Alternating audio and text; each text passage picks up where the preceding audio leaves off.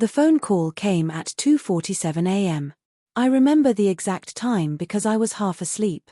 The kind of sleep where you're still close enough to dreams to think they're real. But this wasn't a dream. It was the doctor's voice, measured, clinical, almost detached, telling me my daughter's test results had come back positive for an STD. I sat up, my heart hammering in my chest. "That's impossible," I said. "She's 17.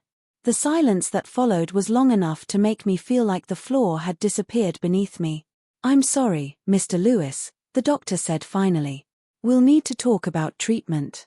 But I wasn't listening anymore. I was already out of bed, already pulling on jeans, already trying to make sense of something that couldn't be real. My wife, Claire, stirred under the covers. "What's wrong?" Hose called, I said, my voice unsteady. "It's about Emily." That woke her instantly. She sat up, her hair falling around her face. "Is she okay? She's sick." I managed. "We need to go." In the car, the world felt like it had stopped existing outside the headlights. Claire kept asking questions, her words tumbling over each other, but I couldn't answer. I didn't know how. My daughter, the same girl who still left her sneakers by the door and laughed too loudly when something wasn't funny, was carrying something that shouldn't have touched her life. At the hospital, Emily was sitting on the bed, knees drawn up, eyes swollen. She looked smaller than I'd ever seen her. When she saw us, she turned her face away. "Sweetheart," Claire whispered, rushing to her side. "What happened?" Emily shook her head, tears spilling down her cheeks. "I'm sorry," she said over and over. "I didn't know. I didn't know." I stood there, my hands useless at my sides. "Didn't know what?" She didn't answer. The doctor came back in, speaking softly. "She said it was a man she'd been seeing for a few months," he said. "An adult." My stomach twisted. "An adult?" Claire's voice broke. "Who?" Emily's lip trembled. She looked up and I swear I could feel the world tilt on its axis. "I can't," she whispered. "Tell us," I said. When she finally spoke the name, it didn't make sense at first. It was too close, too familiar. My brain rejected it outright. "Eric," she said. My mouth went dry. Eric, who she looked at me like she wished she could disappear. Mom's friend. Claire froze beside her. The color drained from her face. "Emily, no, that's not."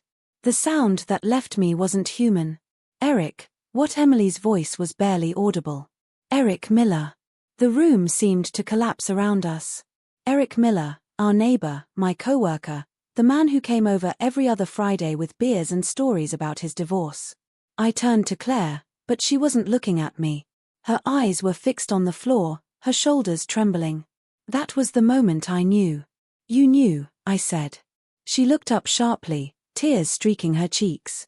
"Mark, I swear I didn't know." "You knew," I said again, louder this time. "You've been sleeping with him, haven't you?" Her silence was the confirmation I didn't want.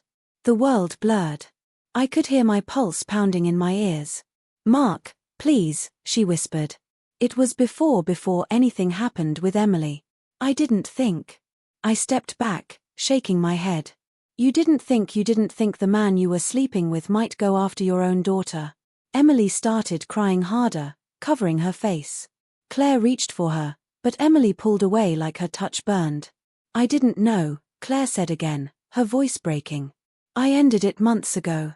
I swear to God, I couldn't listen anymore." I walked out of the room before the walls closed in completely. Outside, the air was cold, the kind of cold that cuts through you. I leaned against the wall trying to breathe.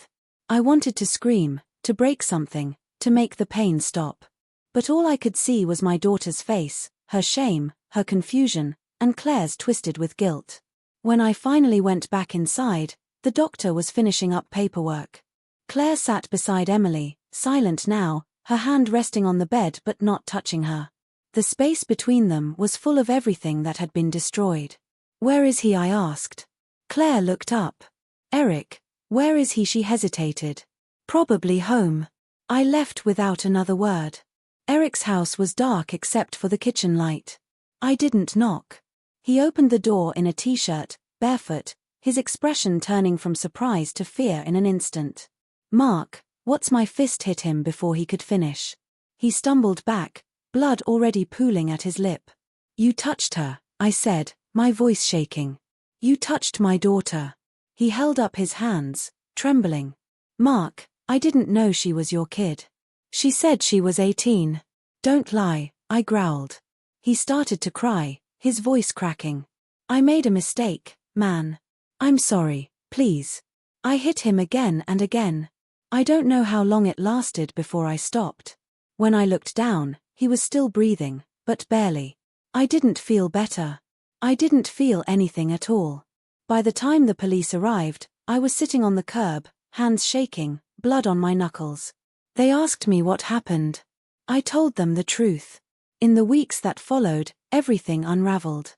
Charges, court hearings, whispers from neighbors. Eric was arrested. Claire moved out. Emily wouldn't speak to either of us. But sometimes late at night, I still hear her voice in my head, small and broken. I didn't know. And maybe that's the worst part because neither did.